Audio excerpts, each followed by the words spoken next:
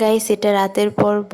Cake কাটার সময় আমার বাবাটা সবাই নিচে বসা ছিল, সেই ফাঁকে একটু ভিডিও করে নিলাম।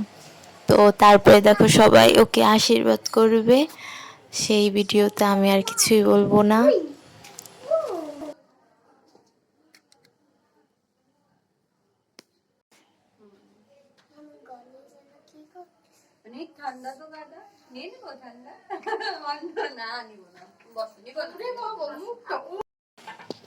আশীর্বাদের পর্ব শুরু। এই যে আমার বোন একটু পায়েস খাইয়ে দিচ্ছে, আর এটা আমার মা বাবা তার নাতিকে নিয়ে বসে আছে। আর জোকারের আওয়াজ শুনে তো আমার ছেলে খুবই ভয় পেয়ে গেছে।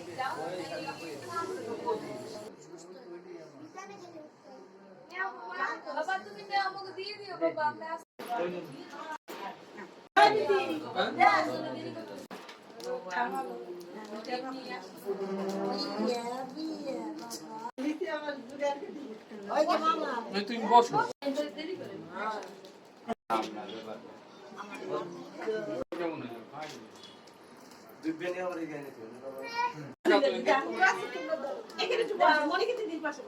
ওইদিকে যাও, এদিকে যাও মা।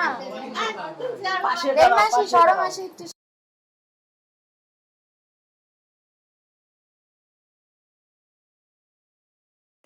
বন্ধুরা, তোমরা ওকে মন দিয়ে আশীর্বাদ ও দোয়া করো। আসলে কি অনেক ও এতটুক কালে ওর এক প্রিয় মানুষটাকে হারিয়েছে, যেটা ছিল ওর বাবা। তাকে চিরকালের মতন হারিয়ে ফেলেছে।